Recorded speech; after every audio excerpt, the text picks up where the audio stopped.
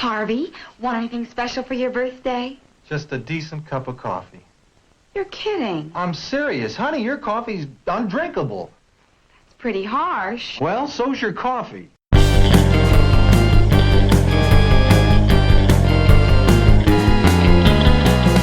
I hope you've got yourself a good cup of coffee to ward off the effects of all the tryptophan from all the turkey you're eating this Trogsgiving. Yeah, I called it Trogsgiving because on this episode of the podcast devoted to the classic and sometimes not so classic genre cinema of yesteryear, you're going to hear us talk about the movie Trog. My name's Derek M. Cook. Welcome to the show. This time around, the opening and closing music of the podcast is provided by the band Zombie Zen A Go-Go. The song was called The Unnamed, and it's from their self-titled EP. You can find out more about them over at zombiezenagogo.bandcamp.com or just follow the link in the show notes when you're done listening to this episode of Monster Kid Radio. So, let's talk a little bit about the movie we're talking about this week, but not too much because we're going to really get into it with this week's guest. We are welcoming back to the show Frank Dietz. Frank Dietz is a filmmaker, an author, an artist, a podcaster, and the biggest fan of Trog that I have ever met. His love of this film is legendary, and he's been wanting to talk about this with me here on Monster Kid Radio for quite some time. It's been a while since I've had him on, but, I've seen him a couple of times over the years, and every time, Trog comes up. So finally, it's happening. Trog, here on Monster Kid Radio on Thanksgiving Day, 2019. Of course, wouldn't be an episode of Monster Kid Radio without Kenny's look at Famous Monsters of Filmland and a bedtime story from Professor Frenzy. And we're going to go back to the World of Monster Collectibles with my man, Dr. Tongue. You ready to do all this? I am. Let's go.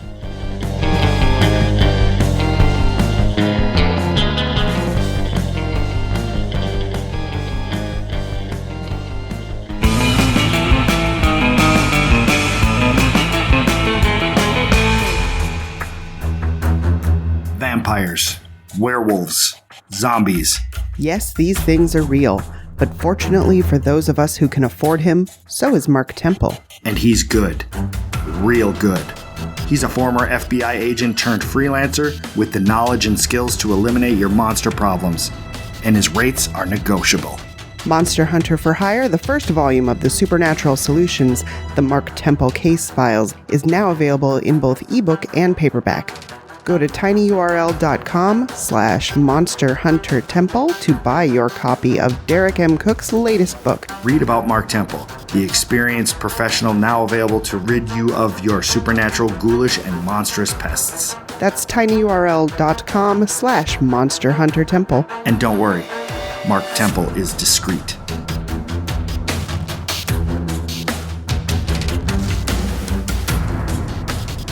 The time, 1981.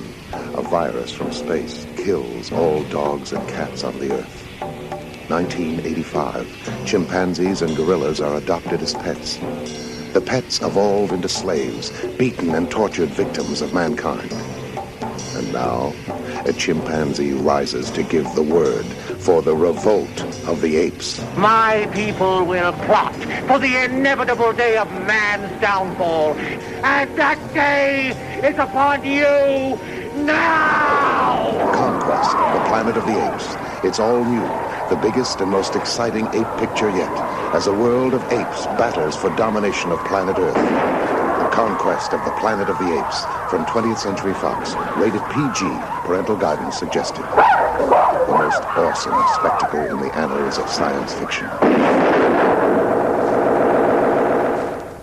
There was mighty Joe Young, the creature from the Black Lagoon, King Kong, and now there is Wanji. Wanji, born 50 million years ago and bursting from the bowels of the earth today to terrorize the West. Wanji, the most mammoth monster of them all, terrifying survivor of a lost era, rampaging through a forbidden land, a land they call the Valley of Wanji. Call it amazing, fantastic, unbelievable, and call it the greatest monster movie ever. The Valley of Wanji, the strangest Western roundup ever, starring James Franciscus, Gila Golan, and Richard Carlson. From Warner Brothers 7 Arts in exciting Dynamation and Technicolor. The Valley of Wanji is rated G. Spectacular entertainment for the whole family.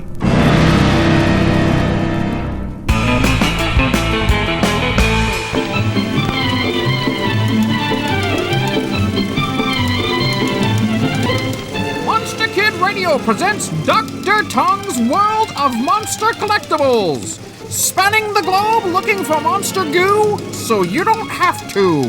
Dateline the Internet. It's a short and sweet segment this time around, and a joyous day for all you kaiju fans out there, as Mill Creek has released its first 2 sets of Blu-rays in the Ultraverse series. Ultra Q and the original Ultraman from '66 have burst onto the store shelves already, with the return of Ultraman and my favorite in the series, Ultra 7, following up close behind. Also just released are a couple of newer heroes sporting the silver and red, Ultraman Orb and Ultraman Geed. And as highlighted in MKR's last episode, Alpha Video, known for their bargain basement B classics, has released a series of DVDs featuring Cinema Insomnia's Mr. Lobo, who serves as your host through some really terrible movies. With the holidays coming up, might I suggest Santa Claus vs. the Martians edition to really tie that season together. In the people out there with really deep pockets category, Stern Pinball has announced the newest in its line of themed machines, Elvira's House of Horrors. This newest pin joins Elvira's previous machines, Elvira and the Party Monsters and Scared Stiff, showcasing the horror host diva in all her glory. The House of Horrors does feature several B-movie characters in the game, and looking over the list, it makes me want to pony up to $8,000 for the low-end model. Some of the titles featured are Bucket of Blood, The Manster, Attack of the Giant Leeches, The Brain That Wouldn't Die, Killer Shrews, EGOT, and many, many more. These should be popping up in an arcade near you very soon. Artist Spotlight. This new artist I have just discovered is a man after my own heart. Brian Falk, under the guise of Last Resort Toys, has made some pretty amazing pieces over the last few years. For those of you that are into vintage toy lines, Last Resort should be right up your alley as well. Having done large-size reproductions of the creatures from 80s Trash Bag Bunch, as well as a humongo giant version of the Frog-Akuta figure from the Arco Otherworld line.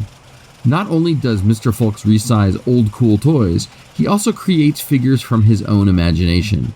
Check out his Run Amok line of minifigures. The one that caught my eye was the Coughing Coffin. Now remember back a few months when I did a vintage segment on the Diener Space Creature Monster Erasers?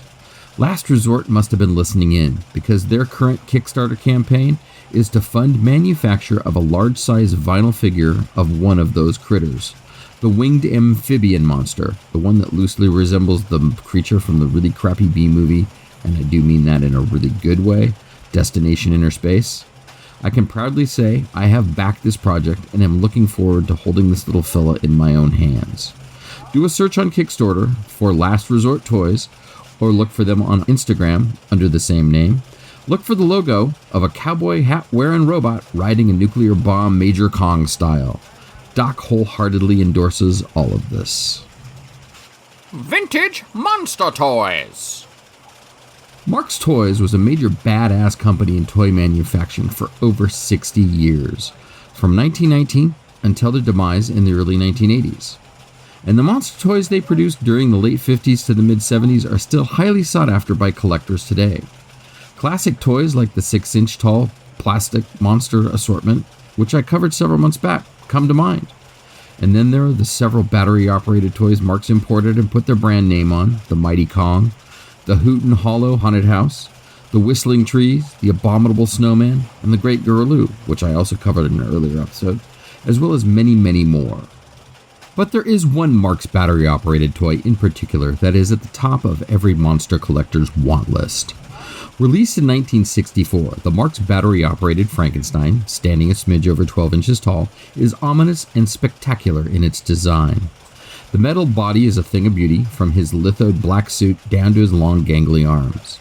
As far as the controls on this bad boy, there is a 4-button controller that operates 6 different commands: walk, bend over, then back up, and then the arms open and close. meaning this monstrosity can pick up small items and terrorize them. Then there is the vinyl molded head and outstretched hands that finish off this feat of toy engineering just right. Now there is a variation on this toy, and we need to look at his shoes. There was a black-footed version and a brown-booted one. The brown is the more rare and desirable of the two, and as such, but I do prefer the black-shoed version myself. This is an officially licensed Universal toy, and it is printed right on the butt of the figure. This mechanical monstrosity was even a TV star, all but briefly. In the episode of The Munsters called Rockabye Munster, Herman thinks Morticia is pregnant and mistakes the toy Frankenstein as his newborn son, and hijinks ensue. And speaking of toy babies, Marx also made a couple of different wind-up versions of Frankie as well, just like they did with the Great Garloo. The first one is in the likeness of the large battery-op toy, while the other is a goofy weirdos-looking Frank modeled after what looks like the monster hot rod figures that were big at the time, made by the likes of Big Daddy Ed Roth and Stanley Mouse. Collector prices on this big bad boy are up there just due to his iconic look and the subject matter of the toy. For a junker, look to pay upwards of $300. For a working model with an original box, the sky's the limit. And as usual, there are reproduction boxes out there, so please be careful when making that purchase. If the price seems too good to be true, it probably is. Now, a little bit of an announcement. I'm going away for a bit, as this was my last segment for a little while. The holiday season is fast approaching, and, well, sir, I run a vintage toy store. And being the chief cook, bottle washer, and the only elf in the workshop, my time is rather tight. Thanks again to Derek for giving me a platform to blather about. Hats off to Professor Frenzy and Kenny for their contributions, and a big thank you to you out there, the listeners. If it wasn't for you, we wouldn't be here doing what we love. This is Mark, Dr. Tongue Peterson, wishing you all a happy holidays. I'm out. See you on the other side. Before we move on, I just want to say thank you to Mark for providing us with these every other week segments.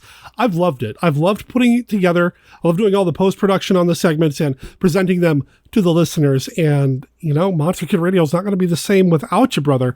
I know why you're taking the break. I mean, it's the holiday season and you're in a toy store. It's going to be a busy time of year for you. So when things settle back down, you know, you've always got a home back here on MKR. If you want, I'll keep your seat warm or the spot at the table open or whatever.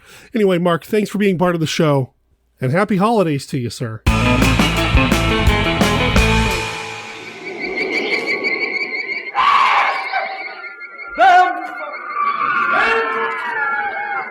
Watch out for them! A menace never known to man or beast before. An endless horde of crawling, crushing, gigantic creatures. So horrifying there was no word to describe them. Watch out for them! Watch out for Warner Brothers' screaming new shock sensation, them! Yes, I saw them. They were huge and scaly, and they had gigantic jaws, and then one came at me. Kill one and two take its place. This is the endless onslaught of them, clawing up out of the earth from mile-deep catacombs. See them, the most astounding journey into terror ever taken, starring James Whitmore, Edmund Gwenn, Joan Weldon, and James Arness. Them! It is safe to state that the grandchildren of some of the people in this theater will not be born on Earth.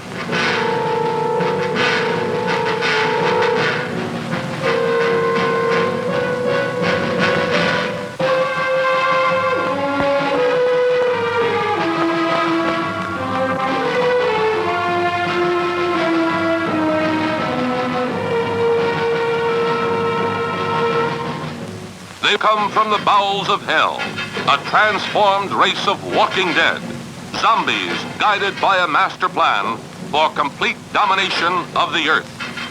Plan 9 from outer space.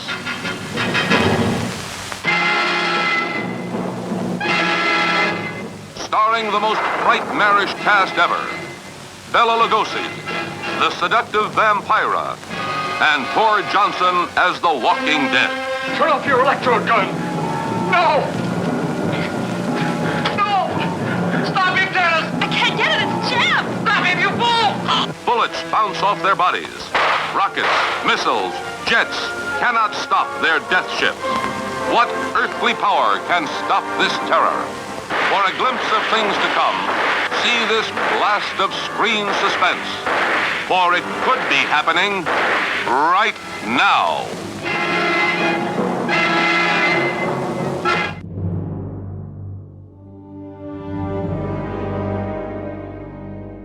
C-3PO, Loki, Mace Windu, Dr. Bruce Banner, Captain Rex, Venom, Princess Leia, Jean Grey, Darth Maul, Nick Fury, Grand Moff Tarkin, Captain America, Lando Calrissian, Cyclops. What do all these characters have in common? Well, two of them were played by Samuel L. Jackson. A couple of them were played by Hammer Films veterans Peter Cushing and Christopher Lee. Come on, guys, you know this. Well, of course we do, Jessica. Just like Mickey Mouse and Captain Jack Sparrow, they're all now Disney characters. Hello, I'm Tracy of the Disney Indiana podcast, and my co-host Scott and I enjoy talking about all aspects of the House of Mouse, and that includes their newest properties, Marvel and LucasArts. We also talk about Disney resorts, the cruise line, theme parks, and whatever else Mickey has to offer. Which includes movies, Imagineering, video games, and collectibles. You'll never know what we'll decide to talk about. So check us out at www.disneyindiana.com or do a search for the Disney Indiana podcast on iTunes, because now we've got a lot more to talk about.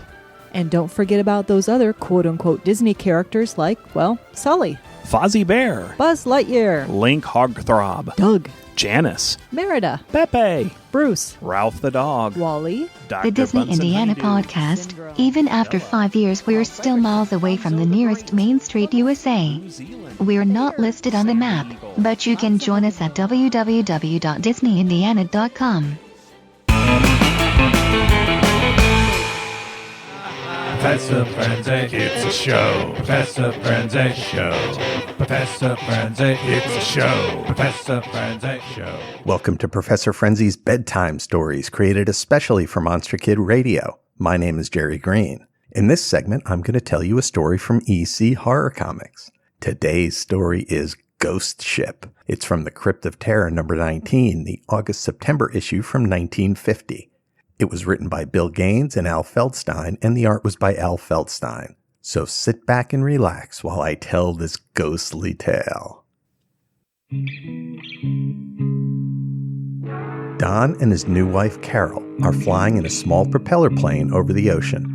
They're gonna honeymoon in Bermuda. There's a fog bank up ahead, and Don tries to fly over the bank, but it's too much for the plane. The engine conks out, and the two prepare for a crash landing at sea. Luckily, there's a raft in the plane, and the pair are able to get into it.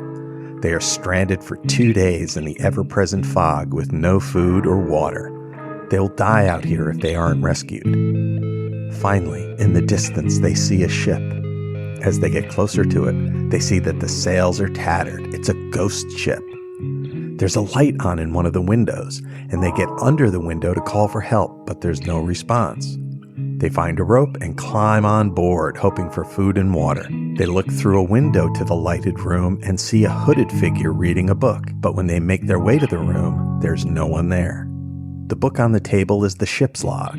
When they read it, they realize that this was a pirate ship run by a Captain Henry Dragoon in 1853. The crew believed Dragoon had stolen some of their plunder, and a mutiny was led by one Charles Groggins. Dragoon was made to walk the plank, but before he went into the drink, he cursed the crew, vowing to return to his command. Then he went to his watery doom. The crew searched for the secret treasure, but found nothing. They took their displeasure out on Groggins and hung him from the mast. The winds died down, and they were stranded at sea, suddenly tangled in seaweed. After days, most of the crew left in small boats. Only a few were left behind, led by one John Bates. A storm finally came, but the ship was too tangled to budge. The men finally starved to death. Don then read the final entry. It said, "The ship is mine again," and it was signed Captain Henry Dragoon. Wild. Suddenly, the pair heard a foghorn and went to the deck. A tanker was coming right at them. They cried out for help, but the ship didn't notice them. Finally, it ran right through the pirate ship, which was clearly just a ghostly apparition. The couple made their way down to the raft and cried out to the tanker, which finally took notice of them. and brought them aboard. The tanker's captain didn't see no ghost ship and suggested the pair get some rest from being stranded at sea. The end. I hope you enjoyed that creepy story. I have a soft spot for ghost pirate stories. This one is especially chilling. I really love the panels aboard the pirate ship back in the past, and in the present there are skeletons on the ship, which raises the eerie factor times 100. The art is typical Feldstein. The honeymooning couple are a handsome pair, and the ship looks gray and forlorn. It's very effective. This story really worked for me. If you're interested in a copy of Tales from the Crypt Volume 1, the book can be purchased on Amazon, and you can find a link to buy it on the MKR website. I hope you enjoyed the story. My name is Jerry Green, and you can find me on my podcast, The Professor Frenzy Show, where we talk about new indie comics. And on the same feed, we have Memory Minute Monday, a nostalgia podcast, and Frenzy Piece Theater, where we recap and discuss classic comic book stories. You can also catch me on Twitter at Professor Frenzy, and search for Professor Frenzy on YouTube, where you can find The Professor Frenzy Show and some exciting projects we have coming up. Stay tuned, and thanks for listening. Professor Frenzy, it's a show. Professor Frenzy Show. Professor Frenzy, it's a show. Professor Frenzy Show. Konga. Not since King Kong has the screen exploded with such mighty fury. Defying bullets, bombs, rockets, standing 100 feet tall, sending an entire civilization into panic. Konga, in color and spectramation. Hello, Christopher. What insanity are you up to today? Oh, hey, Lydia. I'm downloading some movies. What? People are always telling me that's illegal. Not these. They're all public domain. Oh, look, Rescue from Gilligan's Island. Well, let me see what you're doing. Oh, you're at archive.org. Well, they have thousands of films, TV shows, commercials, radio shows, and books available. Yeah, but there are so many. I wish there was a podcast or something that would discuss these things. You know, give us an idea of what's worth the time. Christopher, there is. We do one. Oh, that's right. We host Orphan Entertainment. Once a month, we pick something and review and discuss it. That sure is nice of us. Sure. Why don't you click over to Orphan Entertainment and remind yourself a little more about the show? Oh, will do. Let's see, that's at orphanentertainment.com. And yeah, it looks like we're available on iTunes and Stitcher Radio. Oh, hey, can we review the Gilligan's Island movie someday? We'll see, Christopher. We'll see. One of the most shattering scenes ever filmed. Just one of many in a shocker calculated to drive you berserk.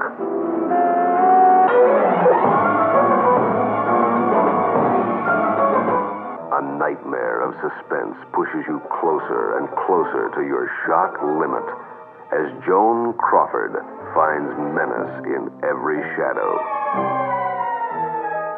fear in every footstep.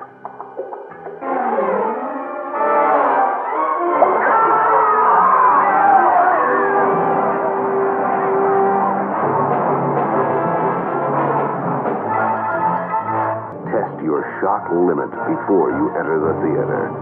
Answer yes or no. Skull-splintering spikes shatter my calm.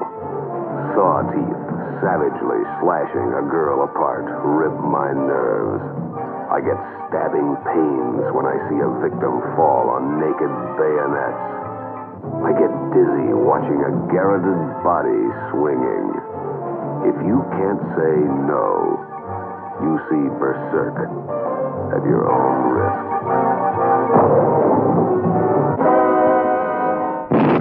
Dracula has risen from the grave.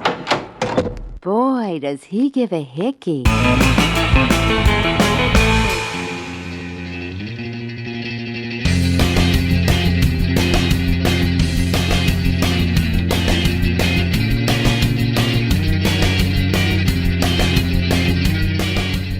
Hello there, Monster Kid Radioheads. This is Kenny with a look at Famous Monsters of Filmland.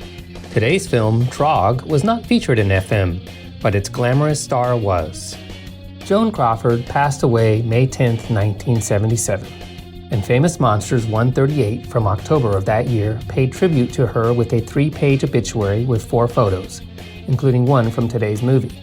Here's what they had to say about Miss Crawford. 50 years ago, the rising young actress who was born Lucille Lesueur played opposite the star who was born Leonard Frank Chaney. In other words, Lon Chaney's leading lady in The Unknown, 1927, was Joan Crawford. In May, she passed away. In her years before the camera from 1928 to 1969, she made approximately 65 films, winning an Oscar in 1945 for her memorable performance in Mildred Pierce. A longtime fan of FM, now a professional journalist, Samuel James Maroney, wrote us upon her death. Perhaps this letter is needless, but I do hope you intend to give Joan Crawford's much-lamented death some coverage. The fact that she once acted in a film with Lon Chaney Sr., The Unknown, and appeared in several psychological horror films certainly merits her inclusion.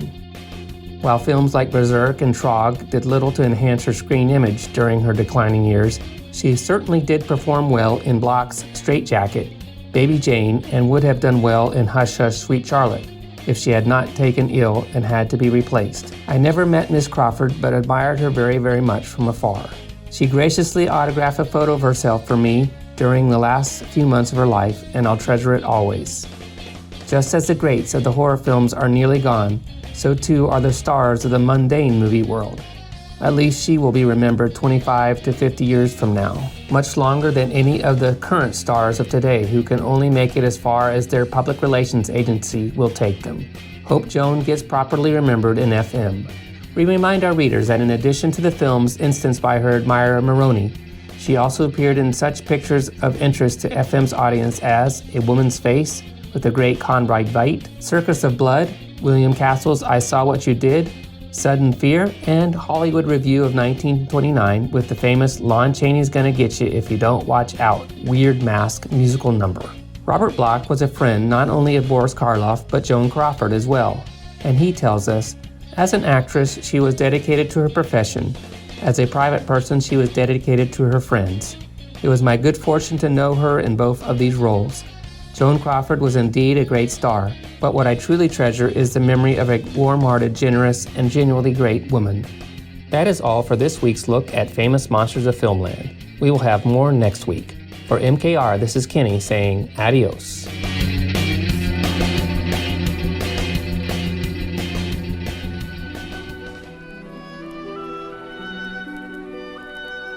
This is Count Dracula, and I'm here to offer you a friendly warning.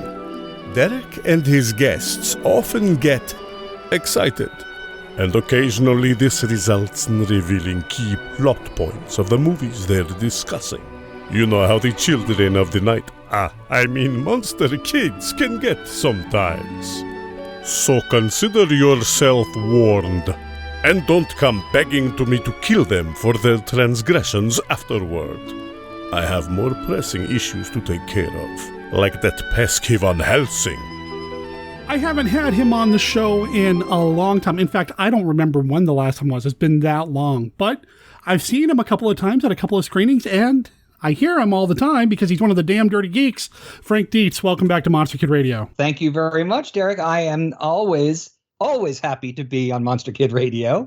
I've enjoyed the other times. I think we did a King Kong episode and House of Frankenstein, House of Dracula episode, I think, right? That's right, yeah. And those were a while ago. It's been quite a while. You know, whenever I have somebody who's been on the show before, like a long time ago, I should go in and double check what episode number they were in. I'll just put it in the show notes this time around if you want to hear more Frank by the time you're done with this conversation, listeners. Because I'm sure you're going to want to hear more from Frank, because we're talking about one of the best movies ever today. Oh, boy. Oh, my God. We're going to talk about Trog. Yes. Trog. Oh, boy. It is one of my... You know, I don't really like to use the term guilty pleasures because I don't feel guilty at all. Right? Let me give you a little background about it. Okay. I grew up in the 60s, 70s. I was a kid in the 60s and sort of a teenager in the 70s. And so There was a lot of movies that I saw in the movie theater when they came out and had such an impact on me because, first of all, it was in a movie theater and on a big screen. And this is before they had multiplexes and everything like that. There was just one screen. And movies back then were events. They were a big deal. Like when a movie showed up on television, it was a huge event because we didn't have DVDs and we didn't have VHSs. And you know, we live in a world now of instant gratification where if we want to watch a movie, we just go to the shelf and take it off the shelf and watch it or stream it or whatever. But back then, to be able to see anything was a big deal. And being a monster kid, anything I could get my hands on, especially movies that were coming out in the movie theater. They were new movies. They weren't on television yet. And so there's a lot of movies that I saw at that time that left a definite scar. Sometimes they're good scars. Sometimes they're good scars. Sometimes not. Now, Frank Darabont and David Scow used to talk about what we called the magic window. Okay. And the magic window were those movies that you saw in a certain time in your life that left this incredible impression on you and have stayed with you throughout the years. And so a lot of the movies from the late 60s, early 70s are in my magic window. Okay. The Valley of Gwangi is one that immediately comes to mind. Dracula Has Risen from the Grave is one that comes to mind. These are movies that just hit me at the right time. And this is also back when, you know, before the internet, where monster kids didn't have a lot of places to go for information and for other monster kids. You know, so that's why these movies were part of the reason these movies were so important. Now, some of those movies are very good movies. And Frank Darabont always warns, he says, you know, when you go back to revisit these movies, you do so at your own peril because they may not be these sweeping epics that you recall from your childhood. I think that I think he pointed out a couple of them. He said to me that Conquest of the Planet of the Apes wasn't this gigantic, amazing movie that he thought it was. It was actually more like Conquest of about 2 blocks of the Planet of the Apes, you know? Oh, no. And that Blackula was a movie that burned in his mind this imagery of the movie Blackula, and then he went back to watch it again as an adult, and it turns out it's not that good and not really that scary either. But those movies definitely leave craters in the surface of your brain. And sure, I even made up a poster that I have hanging in my office. It's about 20 movie posters from that era. You know, and the cool thing back then, too, was that a lot of them were paintings. Posters were artwork back then instead of photographs as they are now. Oh, yeah. And so some of them are super cool. The Towering Inferno poster is like an incredible poster. Oh, it's gorgeous. Now, so Trog was a movie that came out in 1970. And it was a Herman Cohen production. And Herman Cohen was a producer. His movies were not great. They sometimes were very well made. Herman Cohen was responsible for Conga, which is another movie that features Michael Gough and has an ape in it or an ape-like character in it. And also Michael Gough again. I think Herman Cohen produced Horrors of the Black Museum. If I'm not, I might be mistaken about that, but I'm pretty sure. No, he did. He was one of the executive producers on it. You're right. Okay, there you go. So Herman Cohen, I don't think really cared that much about how good the script was. And Trog was just one of those movies that it appealed to me immediately because of a number of elements. Number one, it's a classic monster movie.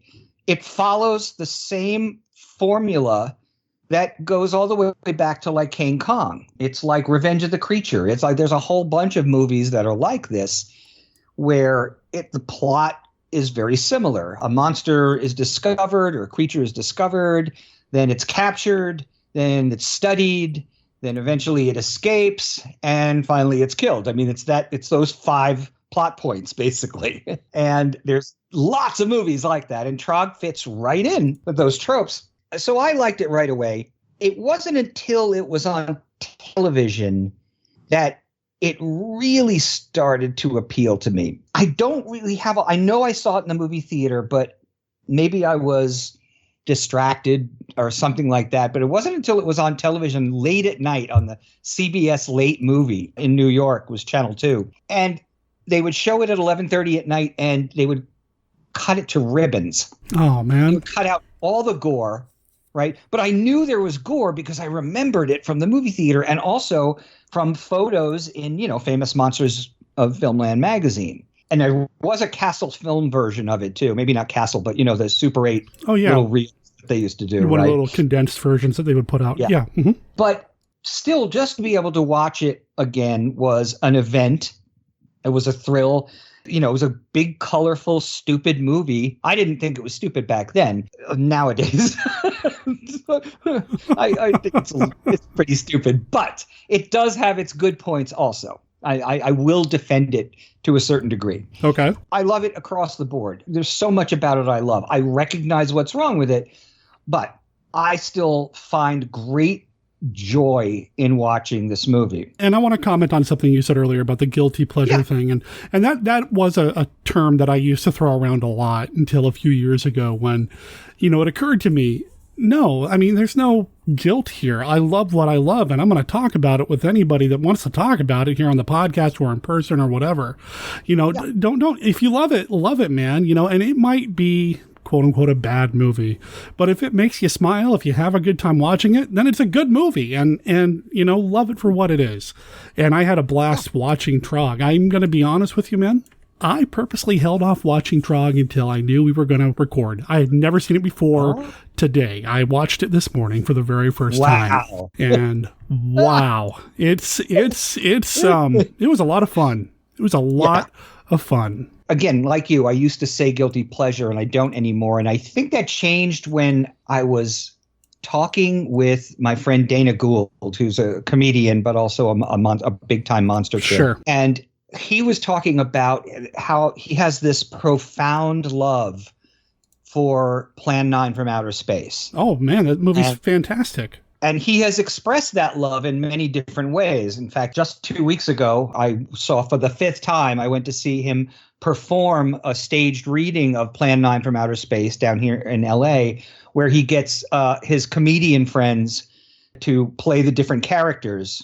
So, he gets Bobcat Goldthwait and Jonah Ray and all these other people to play the different parts. And it's hilarious. And it's done with such love. And I watch Dana while he's performing it and just I see the love in his face and and watching him laugh with the audience. And I think that when I saw how much Dana from the get-go, how much the movie meant to him, that he did not look at that movie as guilty at all. Sure. And that's, I think, when I started to say, hey, you know what? Yeah, I don't really feel guilty about loving Irwin Allen's The Lost World. You know what I mean?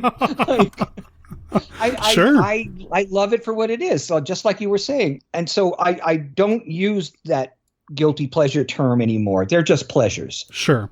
And, to kind of piggyback on the Plan 9 thing, you're talking to somebody who's co-producing a Plan 9 by 9 podcast where we look at the movie 9 minutes at a time. So, I mean, I understand totally where he would be coming from, and I really ought to talk to him and see if I can get him on the show about it. But I digress. I'll talk to him. Okay. All right. Cool. Yeah. He's, any chance he has to talk about Plan 9, he usually does agree to it. So right on. Not to put him on the spot, but yeah, right on. Yeah. So what do you like better than Frank, Trog or Plan 9? Oh boy, that's tough. I probably like Trog more, only because I feel like Trog is more sort of mine. Okay. You know what I mean? Like, I'll let Dana have Plan 9, right? But it's so funny. I actually was thinking about this today driving in the car, that Dana does these hilarious stage readings. And I have a group that I work with down here in LA called Scripts Gone Wild, where we have been doing that sort of thing also with movies like Beetlejuice. And we did Zombie Nightmare, which was a movie I was in many years ago. And we did Scream. I was thinking to myself, well, maybe Trog would be fun to do as a stage reading, along the same lines with bringing in some comedians or well-known actor friends of my own to play Joan Crawford and Michael Goff and so forth. Man, you could have fun with that Michael Goff character too. That would be a blast. Oh yes, well, I'll get to him. We'll get to him. We'll get to him. Yeah. Absolutely. Horrible. That face. Those eyes. Please try to describe it. Like nothing I've ever seen before.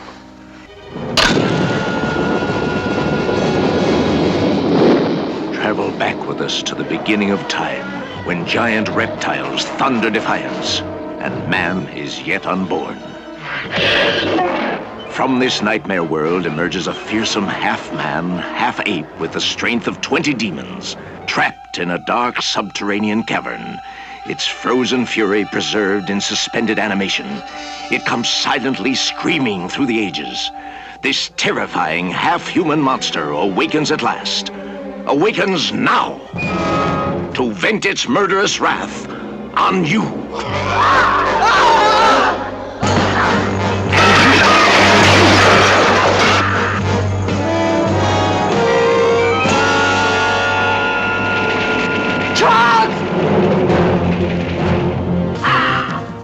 Whatever the risk, this kill-crazy fiend from hell must be destroyed. You may want to hide, you may want to forget what you see, but you can't. You can't escape.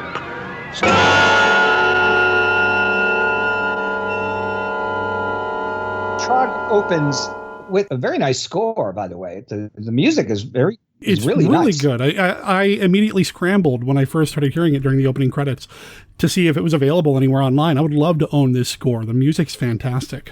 It really is. It is one of the good things. Mm-hmm. One of the good things about Trog. It's by John Scott is the composer on that. But it opens up with these three fellows on a British countryside. I guess they're cave explorers. They're young men. And they are looking for one kind of cave, and they discover a hidden cave, which is not really all that hidden. It's just behind a couple of well-placed studio bushes. It's so funny because it's supposed to be a cave that nobody's ever seen before, but it was like literally behind a hedge. It was like right. It's not that hard to, It's pretty much right there, So these guys who, they've got all the right equipment and everything like that, and they decided they're going to explore this brand new cave that nobody's ever been in before. They go down into the cave, and I must say too that the cave sets are pretty cool. Sure. They actually look like caves, which they might be. I don't know. I tried to find out where, they filmed it all in England, obviously, and a lot of it is on the soundstage and on location, but it doesn't say anything about any places where they were actually shooting in caves. But but was the actual location? I mean, it was shot on location, but what location? But Bray Studios is where they shot a lot of the set stuff. A lot of it looks like part of it is a real cave where they took these sort of golden looking stalactites and glued them. The stalactites are this very strange golden color, while the rest of the cave is this blue, which, as far as color combinations go, it's quite nice, actually. Sure. But this cave is all kind of like sparkly looking. And what I'm saying is I've seen a lot of bad caves in movies that are obviously chicken wire and plaster, and sure. But this actually looked like a cave. It was pretty cool, and there's a little like river that runs through part of it, and they keep going deeper and deeper, and we don't really get a sense of who they are, other than they're just these students who enjoy spelunking or whatever you call it. Right? Yeah, it's their hobby. It's okay. Right. So one of the guys decides that he's going to go into the even more unexplored part of the cave. And to get to that, he has to go through this underground river. He strips off his clothes and he gets down in there and he finds his way all the way through. And then the other friend decides that he's going to go. And the one smart kid decides that he's not going to. He's supposed to be the leader, by the way. This is the guy who's like leading them. And he's like, no, you guys go. I'm not going. I'm staying right here. You guys are idiots. Well, the first guy gets all the way through. As he's walking around, he sees a lizard which means that there's life inside this cave, which is supposed to be like 1 million years old. And they're all excited, like, oh my God, we are the first people in this cave. Well, not really, because there's already another person in the cave, or he's not really a person.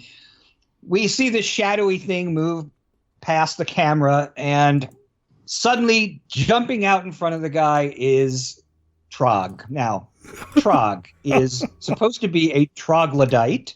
Uh-huh.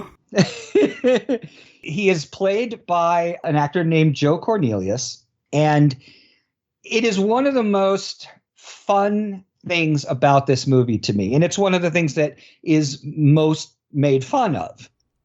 And that is the look of Trog. He's supposed to be a troglodyte, and he has a furry, like rabbit fur shorts and rabbit fur boots. He has long, scraggly black hair. He's got little tufts of hair on the backs of his hands that are glued on there rather haphazardly. But for the most part, he's not very hairy. Then he's got this face. Now, a lot of people, it's this ape-like face, and a lot of people think that it is just a leftover mask from Kubrick's 2001: A Space Odyssey. It does look very much like one of those masks. So for years, everybody was saying, "Oh, they just grabbed a leftover mask from that movie." Well, that's not actually true. Okay. The truth is that the mechanics of one of the masks was done by one of the same guys who worked on 2001. And that apparently was found in one of the producer's garages. And so he just basically rebuilt it and made it to fit Joe Cornelius. Okay. So it isn't, in fact, and I don't remember who discovered this information, by the way, but it's documented in an issue of Little Shop of Horrors magazine. That was not too long ago, wasn't it? It was not too long ago. But I don't remember who the researcher was. He did an amazing job, and I apologize to him now for not remembering his name. But he really did his research, and he was the one who actually discovered this and called it out as one of the myths about Trog. But, I could see why, because it does look very similar. And it's got some great mouth movement. The lips move really well. But part of the problem with it is that the color of the skin of the mask is this weird bluish gray color, while the rest of Joe Cornelius's, mostly exposed body is sort of Caucasian skin color. So he's a white guy up to the neck, and then he's a blue ape from the chin up. Right. And I got to say that he's a pretty good suit performer. Sure. He lopes and he moves very ape-like. It's not to the extent of somebody like Rick Baker or Tom Woodruff or somebody like that. But he's not bad. He's not bad. And he definitely works the mouthpiece very well. And he makes these noises. It doesn't sound like any kind of an ape. It sounds more like, I don't know, a baby goat that's caught in a trap or something. I have to comment on that, too. Like I said earlier, this was the first time I had watched it. I watched it in the living room. My cat Wednesday was out in the living room with me, and she watches television with me, and she's one of the few cats I've owned that actually is transfixed by the TV. But every time Trog would make a sound, she freaked out. There was something about that sound that just triggered my cat Wednesday. She ears up, looking at the screen, getting ready to jump at it. I've never seen her do that before. Wow, that's very interesting. Well, probably be very interesting to find out how they created that noise. I'm pretty sure it wasn't Joe Cornelius making that noise. I'm sure it was looped in later, ADR'd later. Oh, I'm sure. And it's like a lot of famous monsters. They take a combination of different animals to create a roar. I think one of the most famous ones is Gorgo, which apparently was part elephant and part bus. It was like a bus backwards or some kind of trolley or something like that, which is kind of fascinating. It's very possible that your cat was triggered because somewhere in that noise that they created for Trog, there's an animal noise in there that your cat responded to. Yeah, there's something in there. And I've been doing a lot of Foley and sound work on films lately, so now I really want to know what they did to create that sound. You know, there's nothing on the Internet Movie Database, and some of these older films, it's hard to find some of that information anyway. But I'd love to know what the sound of Trog was, because if nothing else, I'd mess with my cat a little bit more. But anyway, she doesn't listen to the podcast. I can say that. Trog appears, and he beats the first guy to death. Trog's big thing is, for the most part, is he just sort of beats people with his fists and kills them that way. And the second guy, he finds his friend there, and his friend is dead.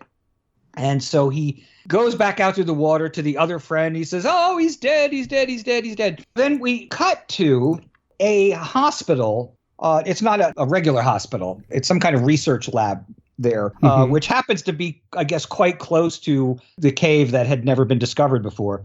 And Joan Crawford, in her very last film, plays Dr. Brockton, who is the head of this research laboratory. And she is an anthropologist. And apparently the leader of the expedition of the cave explorers brought his wounded friend to this research laboratory because it was close by. Sure. And the friend is in shock. He's not really wounded. He's in shock. And almost immediately, the police inspector arrives there. So now we're very quickly, we're introduced to a whole bunch of the main characters. So you got Dr. Brockton, Joan Crawford. You've got her daughter, who I guess doesn't seem to know much about any kind of science, but is there. There's the young man who was the leader of the expedition. We've already met him. And then there's the cranky police inspector. And it's the thing about movies back then, especially the British movies, they almost always had a cranky police inspector. Yes. Right? Uh-huh. There's always the police inspector. He's irritated with everybody. He's irritated with his subordinates. He's irritated with the way that the investigation is going. He's just cranky about everything. I mean, there is probably at least a dozen movies that have the same exact character. They're not always played by the same guy, but it's the same character, right? Right. In fact, Thorley Walters is a British character actor who worked a lot back then, shows up later in this movie, and he has played a surly, cranky police inspector in other movies. So I guess they just split the parts up. They just kind of trade back and forth. So for the next few minutes of this movie, everybody's sort of arguing about what happened. Everyone's talking about thing that's down there that nobody has seen because the only guy who saw it died. But they're talking about it like it's already some big threat, even though nobody has seen it or knows what it is, right? It's really kind of ridiculous. So the cranky police inspector is just like, he wants to know a murder has happened, but of course they don't even have a body, right? Because the body is still back in the cave. Right. So Joan Crawford decides that she needs to go into the cave. The young man, the leader of the expedition, he leads her back into the cave. Mm-hmm. She's got her camera with her. And at one point, they find like a hole in the wall of the cave. And it just so happens that when she sticks her camera in there and takes a photo, she gets a full, bright flash picture of Trog lifting up a rock about to throw it. She brings it to the police inspector. See, there's a missing link in the cave, right? Because of course, yeah. Of course. And he doesn't believe it. He thinks it's a college prank. But eventually he gives in. All right, well, I guess we better go into the cave or whatever. Now all the press is there and all the neighbors are outside of this cave that nobody discovered until now. Everyone's getting ready to film inside the cave, right? Sure. Of course. And this is where the movie really just takes off for me.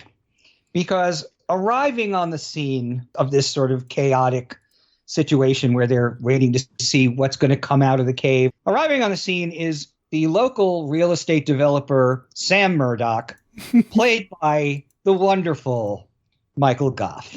Oh, he's so good in this. Oh my God, he's so good. Look, he was a classically trained actor. He was, he appeared in the old Vic. He was a good actor. He was an excellent actor. One of the things that he just excelled at was playing these nasty, over-the-top villains He did it in a whole bunch of movies. In Conga, he's the scientist who turns a little chimp into a giant gorilla. In Horrors of the Black Museum, he's this sort of mad genius who creates these torture devices. Horror Hospital, he plays this insane creator of these zombie people in this hospital. And what I love about him is that he delivers his lines, especially in Trog. He delivers his lines like a spitting cobra. Like every line is just like hissing and spitting and just like, you people will all be killed in your beds. This is a monster and it should be destroyed. Like every single line. He's just so over the top, and I love every minute of it. So he shows up and he's barking at the police inspector and at everybody who will listen about how it's all a hoax and it's going to ruin the value of the real estate in the area. And it's pretty obvious that nobody in the entire town likes him because he's just so nasty. So he's there to just basically be a nuisance and to irritate people and to make a hissy fit about pretty much everything he can. In the meantime, they've got this live feed set up and they're down in the cave and suddenly they're like, oh, there's a commotion and coming up out of the underground stream is Trog, and he's already killed a frogman who's gone in there. And he climbs out and he starts like destroying the light and everything inside of the cave. And they're like, oh my God, he's coming up. And he comes outside into the bright sunlight, which he hasn't seen in, according to what they say, 1 million years. There he is right out in the sun and he's blinded by it momentarily, but then he just starts throwing things at people, throwing rocks. And it's really funny. There's the cameraman. I guess that they didn't want to take the chance of hurting an actual video camera. So the cameraman that Trog attacks is holding this camera that I swear to God looks like it looks like it's just painted cardboard.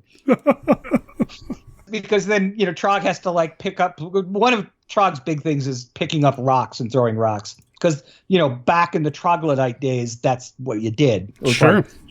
Probably one of the better jobs to get, right? To throw rocks, I'm guessing.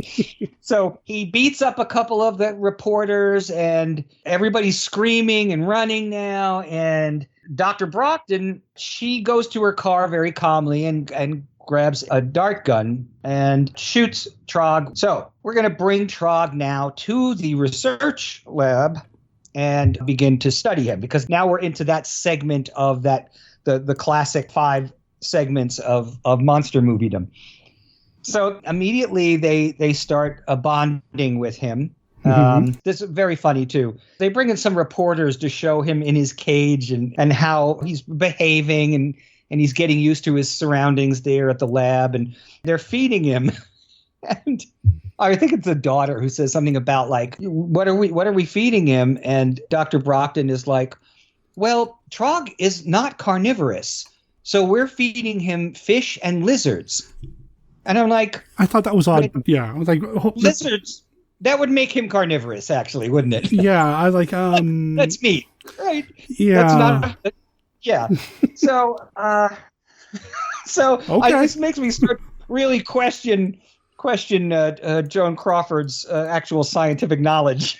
At this point. Then they're giving him toys to play with, and there's one little doll. There's a little blonde doll that he particularly likes, and he's behaving himself. He's being quite nice until they bring in the reporters, and of course Sam Murdoch is there also doing his usual, saying there's a monster. It should be destroyed. It should be this and that. And now it's not a hoax anymore. Now he's just like, it's a monster and it's going to bring down, real estate prices and so forth. So everything's going fine. And then they pull the it's been done in countless movies. Oh, yeah. I was just waiting for it. Waiting for the one stupid reporter who takes a flash photograph.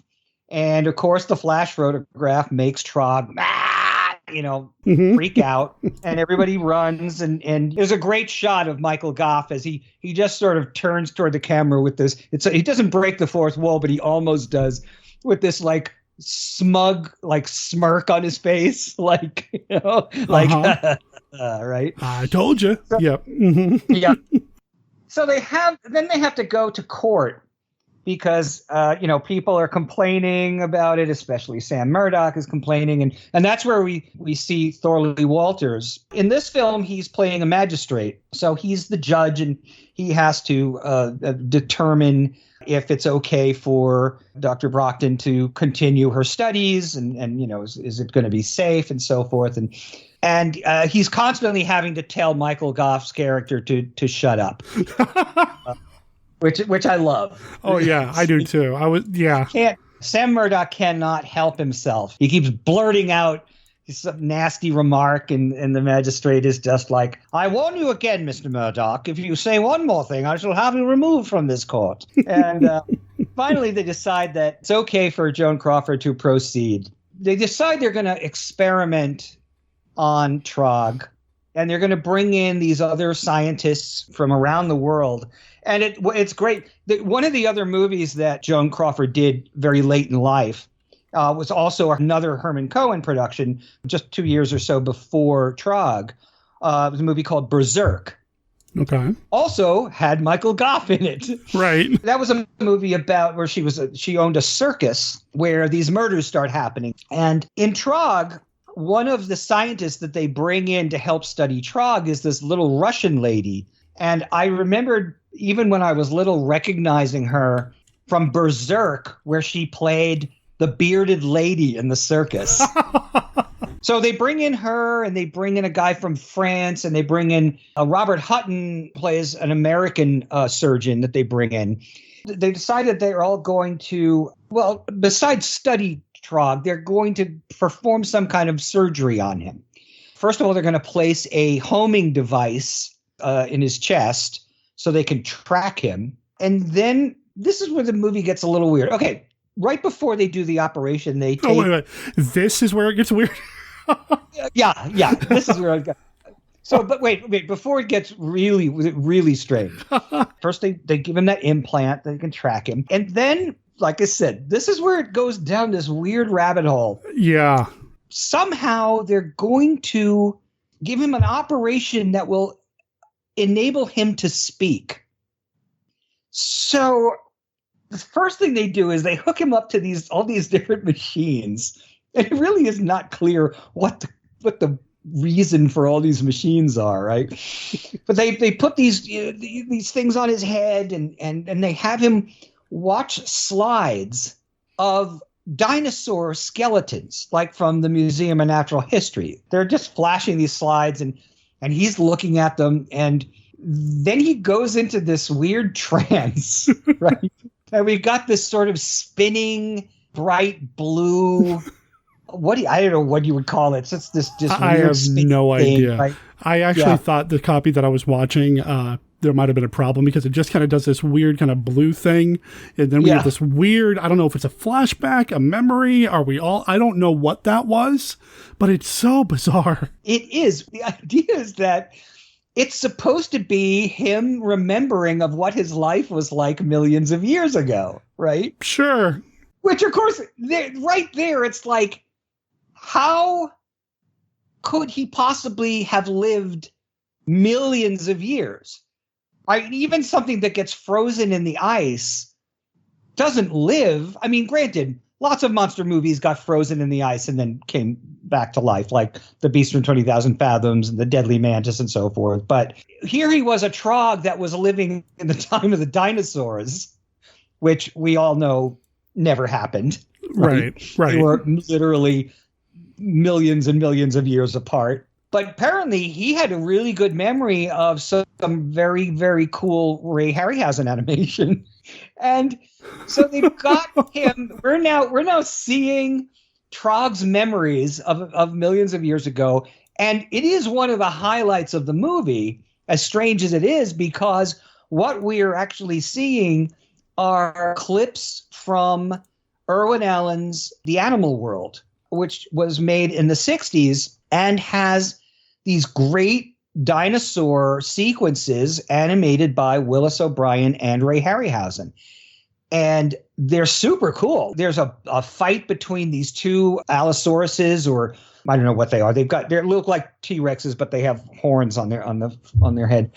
And they fall off a cliff, and they're little plastic dinosaurs that fall off a cliff. And then there's a whole sequence where the Earth starts to explode, and volcanoes are exploding, and lava and flowing, and the dinosaurs get trapped in the lava. It's really cool just to be able to see that footage, because I don't even know if the movie, The Animal World, is available as far as like DVD or Blu-ray or anything like that. As far as I know, it isn't. It's cool. It's very cool stop motion animation. So if you're a stop motion animation fan and you've never seen this footage from The Animal World, it's worth watching Trog just for it's pretty cool. It's really neat. It's a 3.5 or 4 minute sequence, and it ends. The sequence ends with it cutting rather abruptly from molten lava to just this shot of a glacier. So apparently very quickly, everything went from molten hot to completely frozen. And the idea, I guess, it suggests that Trog somehow got frozen, and that's the reason he's still around living in this cave all this time. So they bring him out of that, and then they put him under again.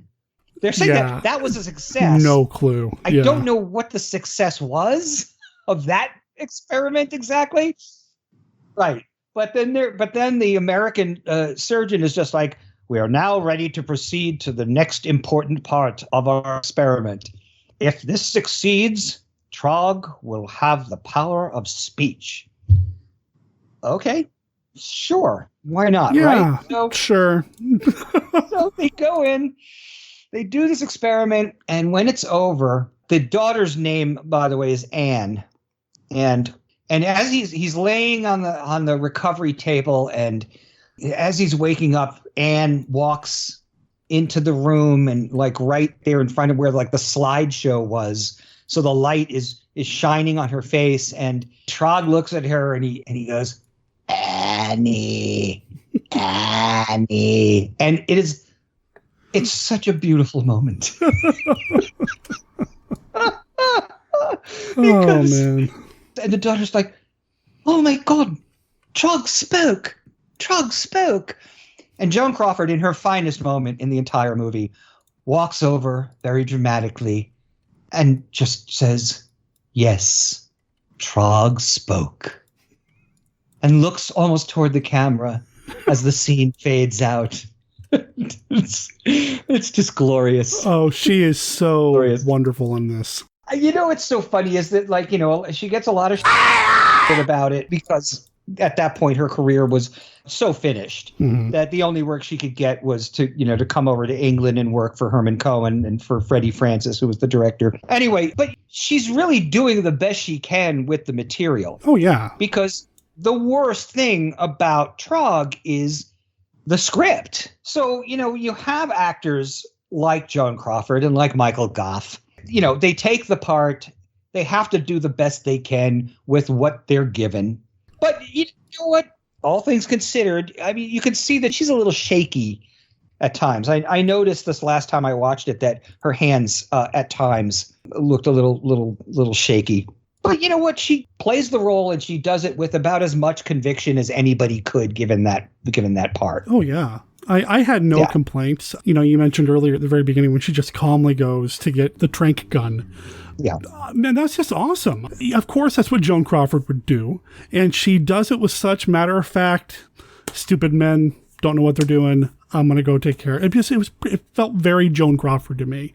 And I loved it. It was a very special talent that certain actors had, that they could take no matter how kind of insane and how crazy and nonsensical, unbelievable the dialogue would be, that if it is said with a certain amount of conviction, you can pull it off. Like Peter Cushing was the king of that. Oh, yeah.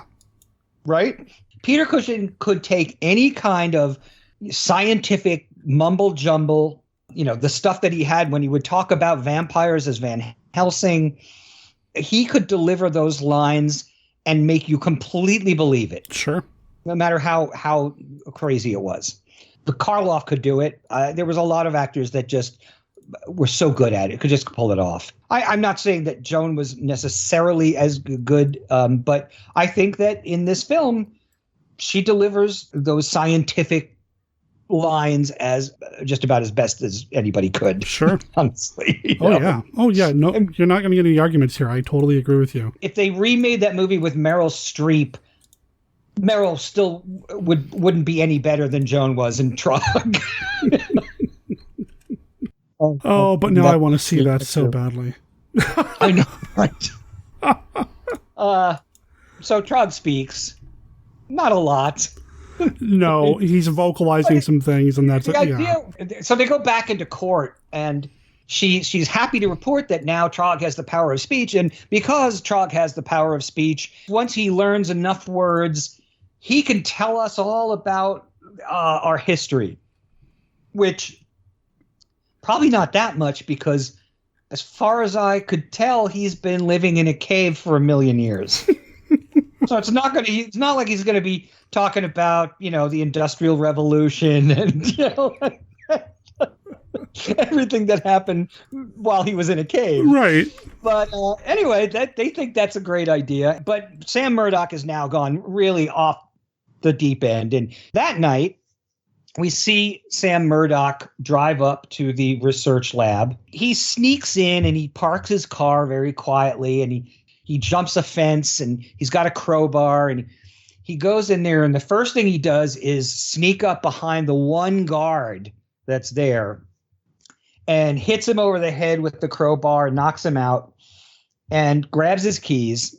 And he goes into the room where they keep Trog, and there's a whole bunch of your classic movie laboratory equipment in there, a lot of beakers and Bunsen burners and things set up. And Trog is in this cage that's locked. And Murdoch, he trashes the place.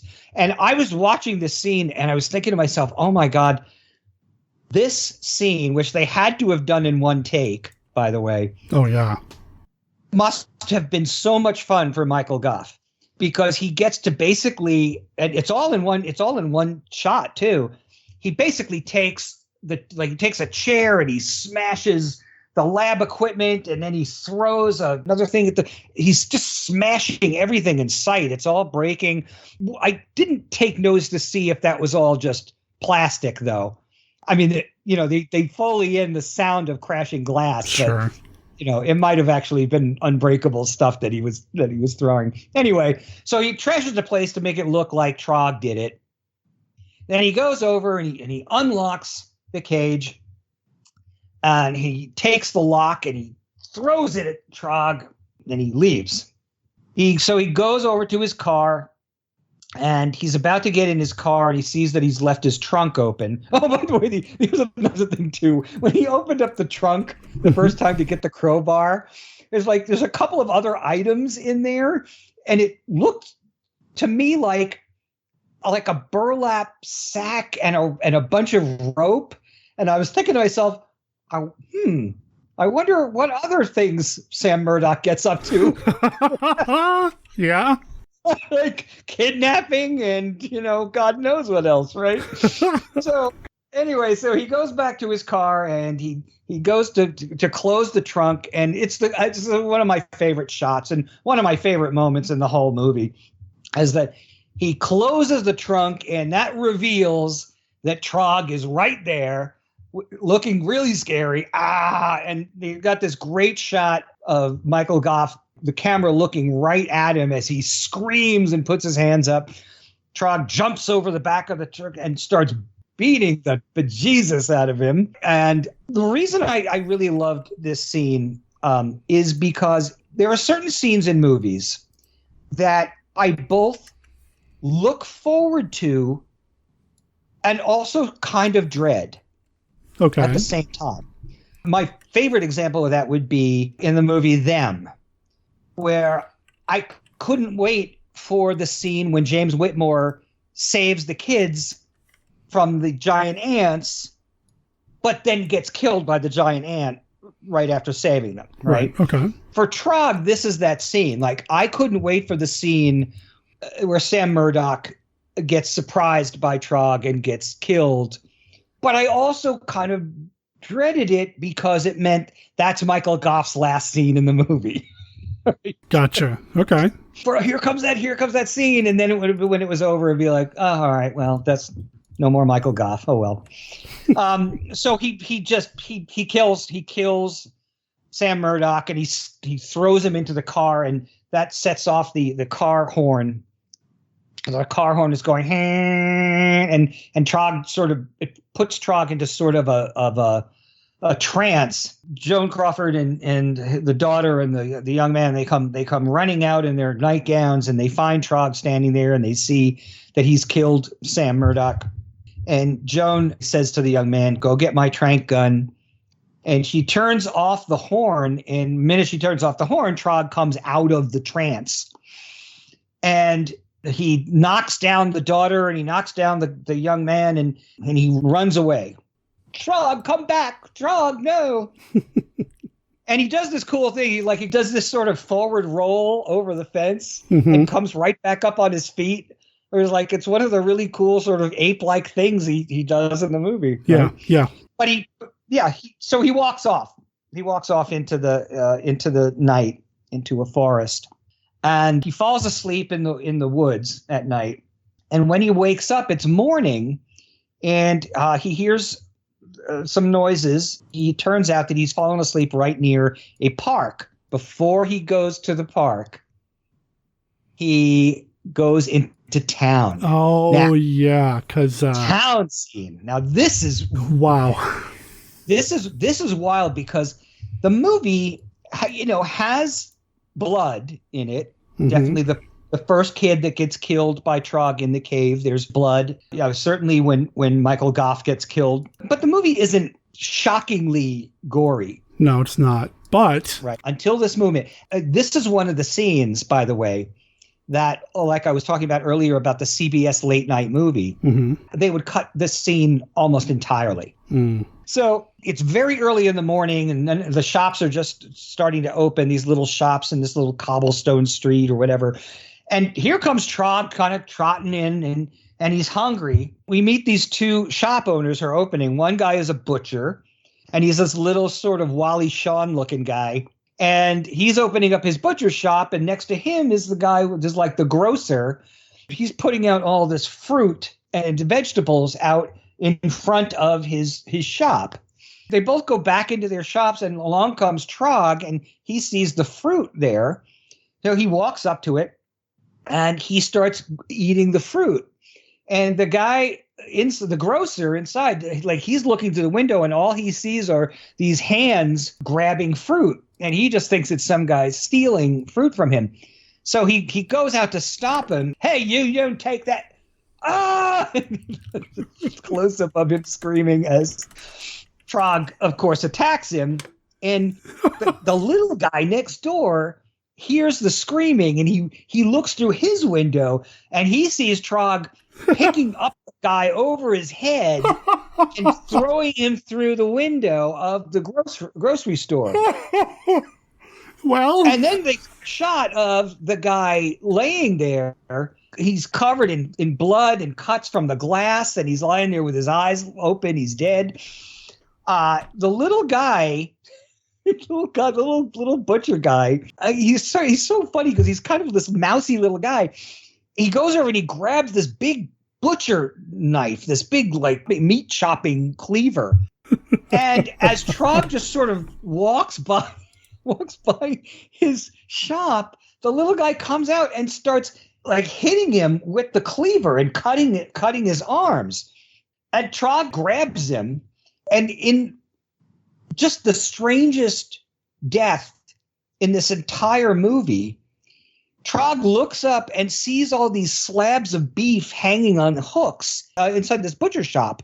And Trog decides to pick the guy up and lift him up and basically impales him on one of these butcher hooks and then just leaves him there.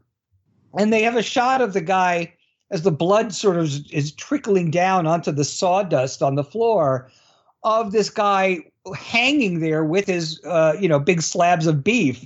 It's actually pretty horrifying. I know we've seen blood in this. We saw Michael Goff. We saw the guy at the beginning. This was very kind of is out of character, the best way to put it, because it just seemed to come out of the blue. Yeah. This feels like, I know it's 1970s, so the exploitation thing is starting to pick up. But what is happening here? I don't know. It was just really odd. Yeah, it just seems strange that this prehistoric man who previously would just pick up things and throw them or beat you with his fists would suddenly have the thinking process of going, oh, there's a meat hook. You know what? Maybe I'll just hang this guy up on this meat hook. It really doesn't. It does not ring true for the character of Trog. Mm-hmm. And I gotta wonder if like Joe Cornelius was like, Freddie, can I talk to you for a moment? I mean, do you really think that I would hang a guy on a hook as opposed to just beat him with my fists? I mean, it seems kind of strange, isn't it? Or if he was just like, yeah, whatever, okay. Do it. It just was really, it's just like, it's very strange. I remember also there were photos of this in Famous Monsters of Filmland magazine. There were shots of this scene, which was always frustrating when it was shown on Channel 2 because we never got to see that on Channel 2. Even the murder of Sam Murdoch, they cut that too. They showed him beating him up a little bit, but they cut the shot of him being thrown into the car where his face is all bloodied and so forth. So CBS, they suck. I'm sorry, but they were Dracula's Risen from the Grave. They cut like the entire ending of it. Oh man. Valley of Gwangi, they would cut any scene where Gwangi was like actually eating somebody. Like Gwangi was eating Carlos off the horse, or the guy in the arena. They would cut all that stuff out too. They were just awful. I was like, what's the point of showing the movie, right? Anyway, so Trog kills those people in town, and then a guy almost runs him over with a car. The guy honks his horn, and that didn't seem to affect Trog the way the horn did when he killed Murdoch, but whatever. So the guy honks his horn, and Trog gets mad and picks up the car, turns it over on its side, and it immediately blows up. I don't know. As cars do in movies. Of course, just like that. Just like that. I mean, geez, man. If that was that easy to blow up a car, I don't think I would ever get in a car. Because all it takes is one good bump, right? One good caveman and you're done. Yeah. Well, so that's the destruction of the town. So he goes to the park, and all the kids go run screaming, and the mothers who are there watching their kids grab their kids and run. But there's this one little girl who is at the top of the slide, and Trog walks to the slide, and just as she's coming down the slide, great shot of the little girl screaming. And Freddie Francis put the camera at the top of the slide as it was the POV of the little girl coming down the slide just as Trog like comes in and to grab her. It's a great shot. But here's an interesting fun fact. Okay. That little girl was an actress, a child actress named Chloe. Oh, shoot. I remember her last name now. And she made only a few films, but one of the other films was The House That Dripped Blood. Okay, that's Chloe Franks. Chloe Franks. And The Uncanny, which is Peter Cushing's in that. So yeah. So in A House That Dripped Blood, she's sort of an evil little girl, like Christopher Lee's daughter, I think, if I remember correctly. Haven't seen that in a while, so not exactly sure.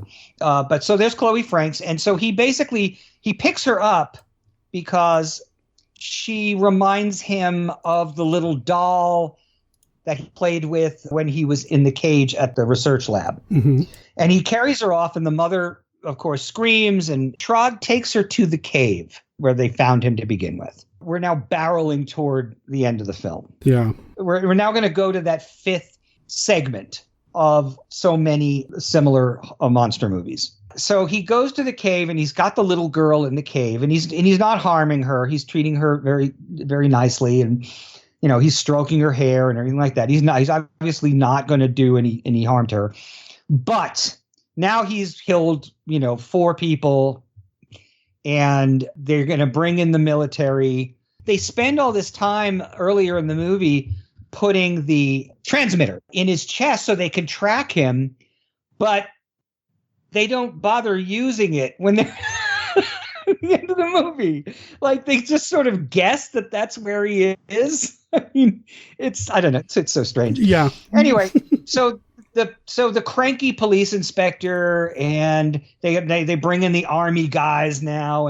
And of course, Dr. Brockton, they're all there. And Dr. Brockton is begging, let me go into the cave. I can bring out that girl safely. And everyone's just like, no, you can't do that. And we're going to, no matter what, we're going to kill him. But he's so important to science. And they're like, yeah, sorry, but he's killed people. We got to kill him now. Yeah. So I'm kind of reminded, actually, of Eric Braeden in Escape from the Planet of the Apes, that Dr. Otto Hasslein, because Sam Murdoch is sort of the Otto Hasslein of this movie. So they tell her, no, you can't go in the cave, but she goes ahead and sneaks into the cave, and she gets in there. There's this great moment where she's walking through the cave, and suddenly Trog jumps out, and she just goes, Trog! And he's like, oh, sorry. It's like, well. Oops, didn't know it was you. Yeah. Give me the child, Trog. And he does. He doesn't he's just like, yeah, okay, here you go. Yeah. Hands her to him. And she takes the little girl out and hands her to the mother. And then at that point, we're going to go in and kill him now. And she's terribly sad. So the army basically blow a hole in the side of the cave, not even worrying about what other kind of trouble that might cause. And the army men go running in, and Trog, throws stalactites at them, and they're shooting rounds and rounds and rounds, and finally they shoot a machine gun at him. He falls and he lands on a stalagmite, and it's sticking up through his chest, and he dies. At the end, we see Dr. Brockton as the reporter guy walks up to her and says, he's so tactless. He's just like, Dr. Brockton, now that the troglodyte has been destroyed, do you have anything to say? And she just looks at him, and she pushes his microphone away, and she walks off, and it's a shot of her walking off into the distance, and she turns around the side of a truck and disappears. And then boom, we go to the end, and the credits start to roll. And that is the beauty of Trog. The beauty of Trog. I didn't know what to expect going into this. I know that you love this movie. You've talked about it a lot online.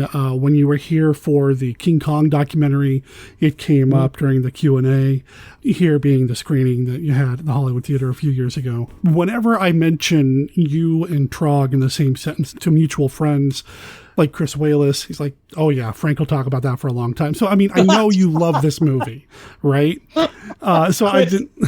Chris knows me so well. Right? Yeah. I was at his place for the Halloween party this year and mentioned it, and he's like, oh yeah.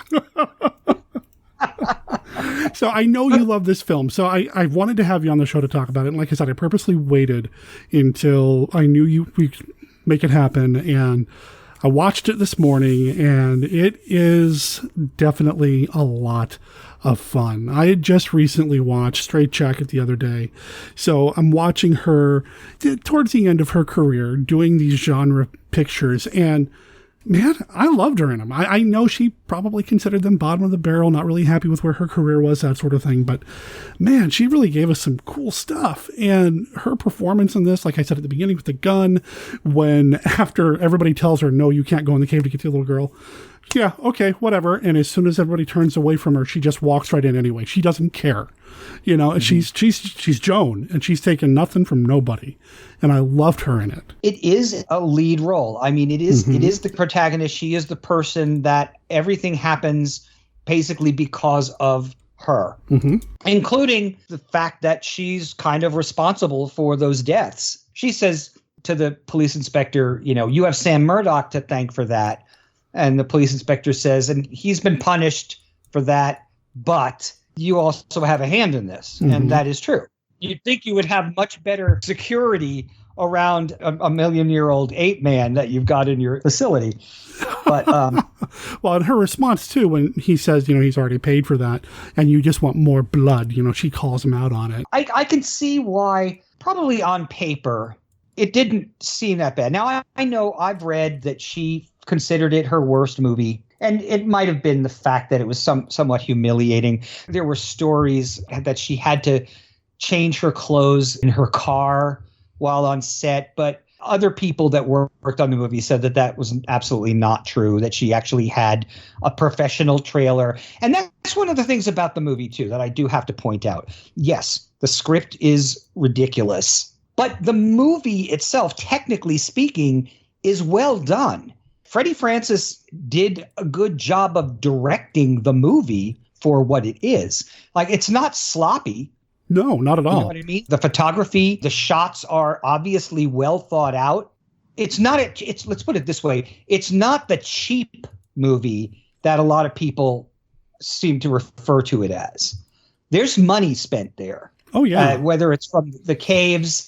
You know, granted, there are sometimes, like, you know, I said the cardboard video camera or whatever, but that was, you know, more to protect any kind of real machinery. But they obviously had a full movie crew making that movie. It wasn't some, you know, guerrilla shoot. That would be funny, though, right? You know, some fly-by-night kind of thing. I mean, you know, there was money spent on that movie. There's no doubt about it. Yeah, and if nothing else, it looks good. Like you said, it's shot well. Freddie Francis is a great director of photography, you know, Academy Award winner, for crying out loud, for some of this stuff. So, you know, it looks good, as well as having all the tropes of monster movie stuff that we love so much. Talk about King Kong having some echoes in this, Revenge of the Creature. I even picked up a little bit of Jaws with the mother coming after Joan Crawford. You know, it's like, this is your fault. Right. You know, I mean, there's a lot of things in here that to hold on to and love. I think the thing is that, again, it was a movie I saw in my magic window. And so I loved it then. And then as I grew older, I did realize what its shortcomings were, but that did not stop it from being fun for me. For all the reasons I've talked about this whole time, talking about the movie, making fun of the movie, I still get great enjoyment from it. And I think that's what movies are for. Yes. Especially monster movies. Oh, yeah. I mean, if you're not having fun watching them, what's the point? Yeah. You know, what's the point if you're not going to have a good time? And this movie gives you a good time. It's got, you know, some questionable things, but it never shies away from it. It knows what it is. I think Joan knew what it was, too, when she was in the movie. You talk about that last shot where she just kind of walks away. Yeah. I have, you know, I would imagine that's how she felt at the end of the shooting. Just, I'm done, walking off into the sunset, and that's it, you know? Well, it's kind of nice that is actually her last moment on film ever, is that her walking away from it all.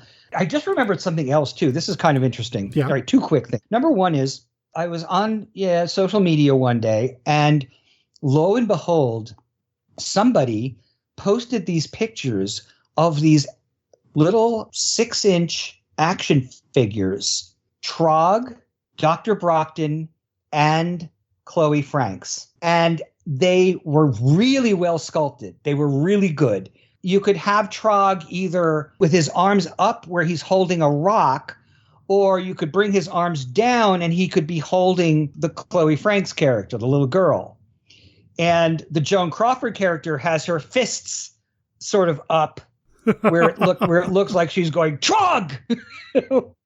So I immediately was like, where did you get that? Right?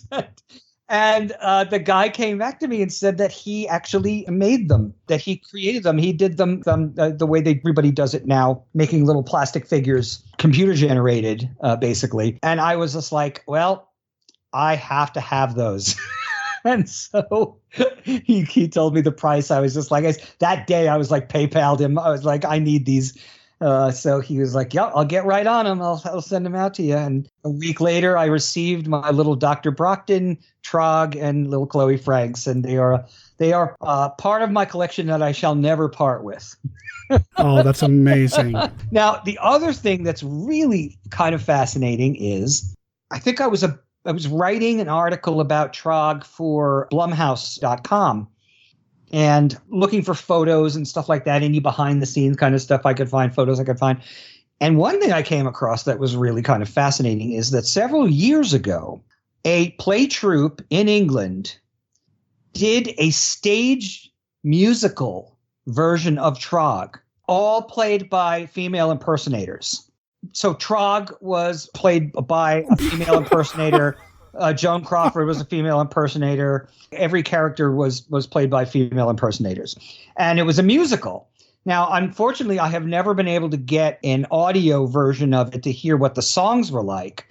But I just love that idea so much. I just thought, how fun would that? It's the perfect movie to do something like that with. You know, wow. I could just imagine what the songs were, but that sounds amazing. Yeah. That just sounds amazing. So if anybody out there knows anything more about that production, any of the listeners of Monster Kid Radio, if you know anything more about it, please contact me because I would love to know more. I would love to know. Oh, yeah, me too. So yeah, we'll put the call out, listeners, if you have anything on That's this. Awesome. Wow. So again, one more time, I just have to say, Michael Goff, you're a king. You're a king among overactors. You are, of course, many years later, most people know him as Alfred the Butler in the Burton Batman movies. Actually, the first four Batman movies, starting with the Michael Keaton Batman. He was Alfred the Butler, and he was very restrained as Alfred the Butler. He was quite good, in fact. Yeah, I think he was only one of two actors to appear in all four of those films. Right. Yeah. The Commissioner being the other one, but and he would pop up in other Tim Burton movies from time to time. Sure. And of course, he was in the original Horror of Dracula with Peter Cushing and Christopher Lee, where he played Arthur. He was in the Hammer version of Phantom of the Opera. Again, spitting poison as a villain. He's one of those actors, kind of like Whit Bissell. There's a couple of other ones that whenever he would turn up in a movie, I would be happy. I'd be like, oh, good. At least Michael Goff is in this movie. The Boys from Brazil. He shows up in The Boys from Brazil with one of the actresses from Taste the Blood of Dracula, whoever the lead was in that. I'm blanking on her name at the moment. He was a working actor. He worked all the time. And Trog is just one of those movies that I'm sure he did for lunch money or as a favor to Herman Cohen. And I couldn't be happier that he did it.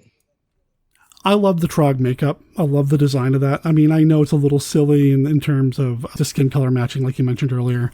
But I do adore it, and I love the articulation of the mouth. But Michael Goff is really... the special effect of the film. Oh, yeah. He's just so, man, he's just so, like you said, spitting venom. He's like a cobra, just like, oh, it's evil, and we got to shut it down, destroy the monster. Man.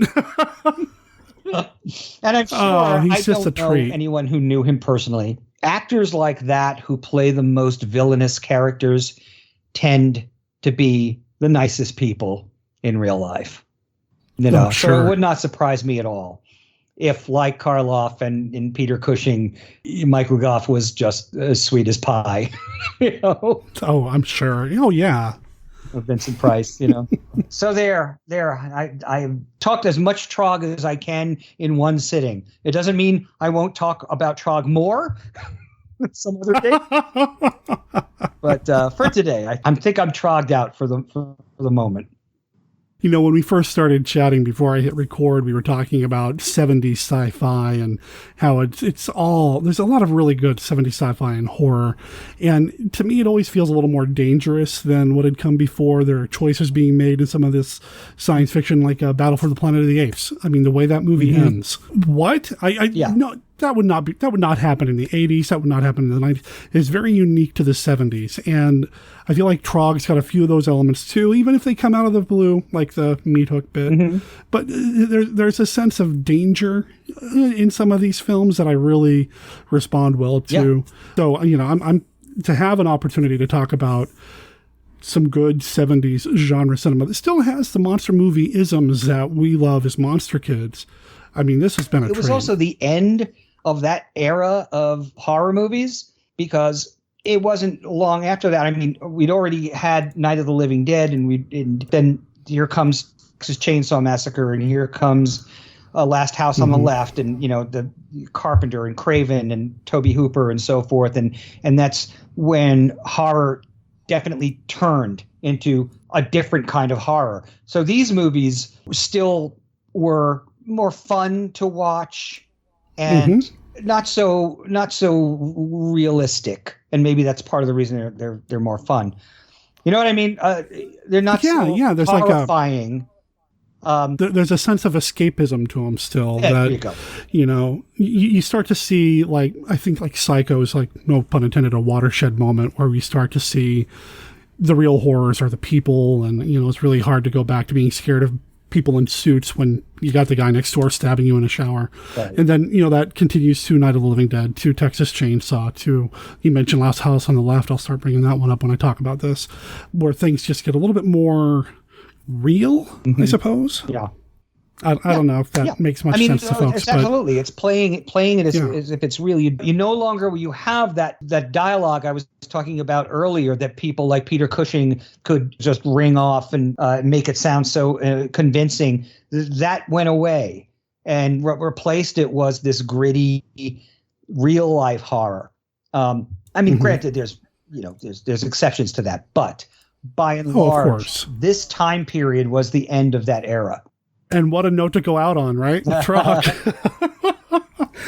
Who did the suit design? Do you know? Because I love that head. I love the articulation of the mouth. I really liked how that was done. It was, like I said, it was one of the guys that had worked on 2001. And it's part of the reason that it's obviously looks so much like. Charles Parker was the guy's name. Okay. He's the one that gets all of the credit and all of the blame at the same time. I loved it. I thought it was great. Yeah, and I'm guessing that probably with the budget he was given, that was what he could do. And I wouldn't have it any other way myself. You mentioned kind of jokingly, you know, if they remade this movie, it's like, man, if they do, they'll screw up the way it looks, because I love the way Trog looks. Yeah, right, exactly. Hey, look, you know what? If you guys out there listening, if you love Trog, you know, look me up on social media and tell me. I love to hear from fellow Troggers. We'll call ourselves that. We're gonna be called Troggers now, not Troggies, Troggers. There needs to be like a Facebook group, you know, the Troggers. You know, that's yes.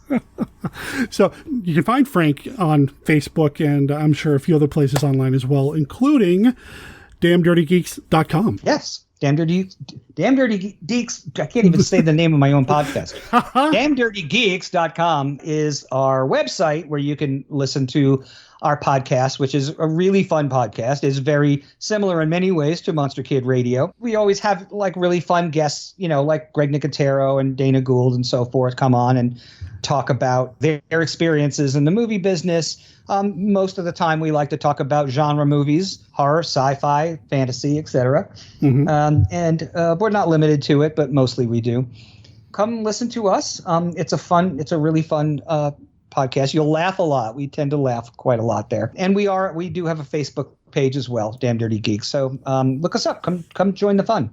I'll make sure there's links in the show notes to everything Frank's got going on. Anything special coming up on the podcast listeners can look forward to? Our next episode is part 2. We had a sit down with Julianne Emery, who is a wonderful actress who has been on like some of the most amazing shows on television right now, like Fargo and Better Call Saul. And she was on the last 3 seasons of the show that just ended finally called Preacher, which was on AMC, which is the most bonkers, whacked out show I think I've ever seen. It's about as crazy as things get. But she was also in a movie I wrote called I Hate Kids that came out this year. And so we're going to have part 2 of that. And then we're just lining up our guests for this next year. We're going into our, oh my God, is it 4th year, I think? You've been going for a little while, which is great. I mean, I love the show. So the problem with us is because there's 4 of us. We started with 5. One of us went off to do his own thing, which was cool. But there's 4 of us, and it's sort of like herding cats when you have to get us all together on the same night, and our guest is also available the same night. So that's why we don't have episodes coming out every week. Let's put it that way. But you know what? Quality over quantity, I always say. Okay, there you go. There you go. And I also like to say I recently was back up there in Portland, and I got to see you. I'm staying with my friend Chris Wallace, and it was a great pleasure to see you again. I might be coming back up there very soon, so if I do, we definitely need to get together and talk about monsters as we love to do. Always. Are you coming up for a screening or anything, or just visiting? No, I think we're going to come up and just visit. Awesome. Stay with Chris and Jill, and explore more of Portland, because we actually sort of fell in love with Portland, my wife and I, when we were up there last time. So it's a lot to love. There's a lot to love up here. So, I mean, not just me, but there's. Wow. Okay. And on that note, okay. Frank, thanks again, man. My pleasure, my friend. Huge thanks to Frank for being part of the show, man. To talk about Trog, that was a real treat. I know it was a little bit more old school in terms of how we presented the information about Trog. Kind of did a plot synopsis, a beat-by-beat breakdown of the film, along the way providing our commentary on what we experienced and what we felt about the movie. And I enjoyed it. It was a nice return to form for me here on Monster Kid Radio. It was nice to kind of get back to doing a long-form plot breakdown like that.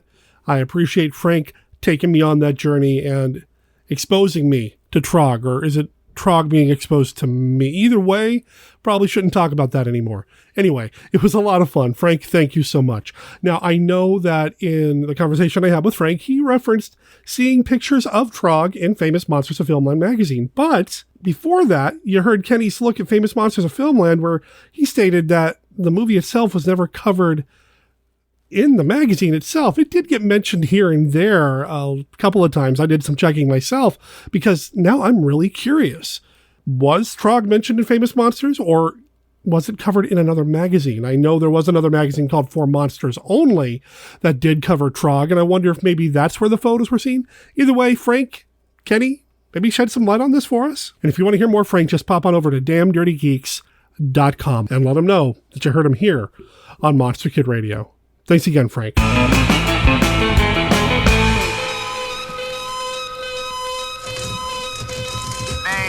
Cornelius, adult chimpanzee, speaks English. Name, Zira, female chimpanzee, practices medicine. Name, baby Philo, infant chimpanzee, holds secret that can destroy mankind. They come from an incredible planet of apes. They survived a war beneath the planet of apes. Now it's Earth 1973, and you're in for a surprise.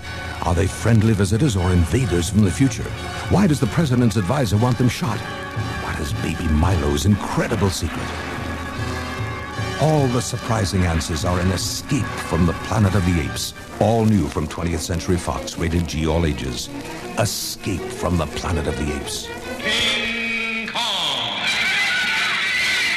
The horror picture of all time. Don't let him get me! A beautiful girl torn from the arms of her lover by a jungle beast. King Kong. See a battle between prehistoric monsters on an island time forgot. A nightmare jungle creature from the primeval past stalking Midnight Street. My baby! It's got my baby! See the thrill classic of all time, the biggest gorilla picture ever made in motion picture history. The jungle epic that can never be duplicated. See RKO's original... King Kong. King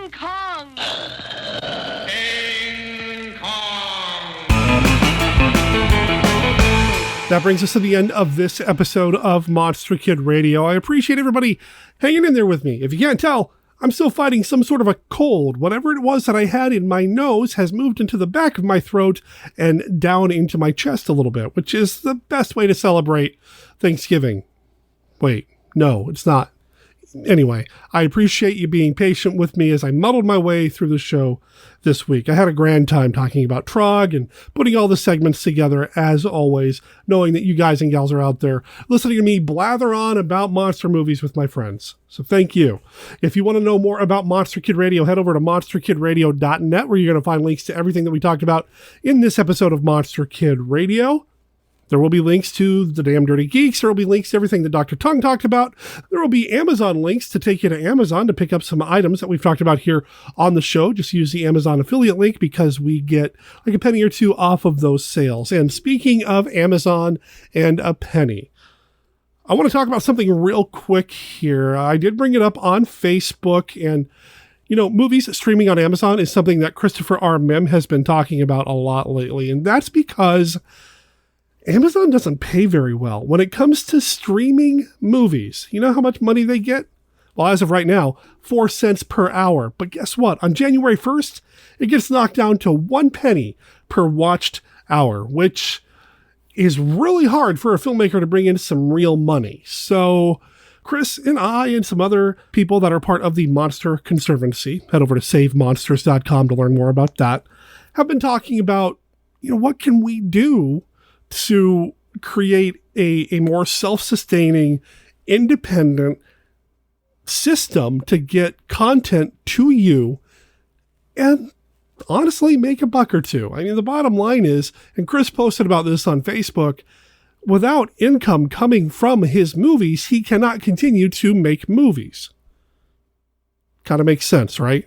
So we're just kind of looking at a couple of things. If anybody out there has any experience putting together Roku channels or curated outlets on the internet for streaming, maybe even building a successful YouTube network, whatever. If there's anybody out there who has any experience doing that or has any ideas or suggestions for me and Chris and the other Monster Conservancers, please feel free to reach out to me. My contact information is on our website. Let me get back to the outro. monsterkidradio@gmail.com is how you can get a hold of us. That is listed on the website right underneath our voicemail phone number. Our voicemail line is 503-479-5657. That's 503-479-5MKR. I'm also going to make sure there's a link to the Kickstarter campaign that we talked about with Anthony Wendell last week. Santa Claus Conquers Monos, The Hands of Fate, the novel.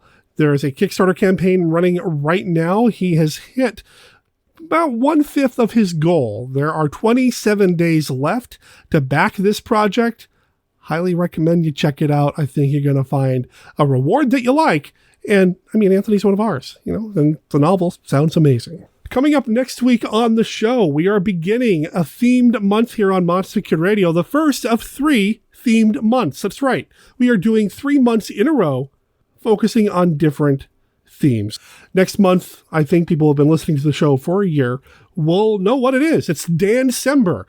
Dancember is where we celebrate the genre contributions of Dan Curtis, the man behind Dark Shadows and a whole bunch of other really cool stuff. Well, we're going to be talking about him next month. And next week's episode has returning guest Jim Beard coming to the show to talk a little bit about what he's doing and some things that he's done to contribute to the extended Dan Curtis-verse. Curtis DCU. No, can't say DCU. He wrote a Kolchak book, so we're going to talk about that. And then later on this month, we've got some other Dan Curtis-specific content lined up. And should I go ahead and tell you what the next 2 theme months are going to be? Yeah, why not? January is the Satanic Rites of January, where for 5 weeks, we're going to talk about movies that make it easier for us to dance with the devil. Let's just say that. And then after that, February is Flashback February. We've been going for over 400 episodes. We've talked about a lot of really cool movies. And while there are still many, many movies and topics to tackle waiting for us, some of these movies that we've talked about in the past, well, we want to talk about again.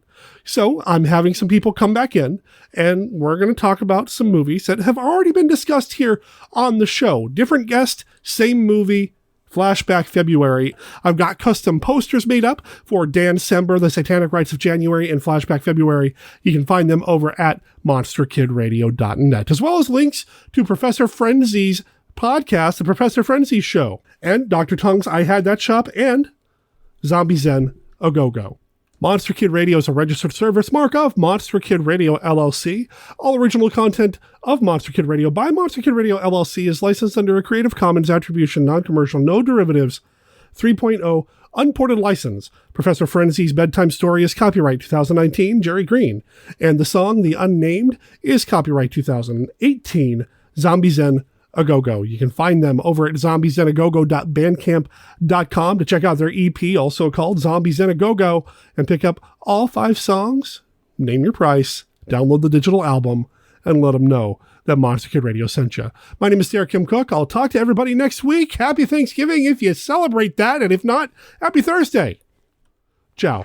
Harvey, want anything special for your birthday? Just a decent cup of coffee. You're kidding. I'm serious. Honey, your coffee's undrinkable. It's pretty harsh. Well, so's your coffee.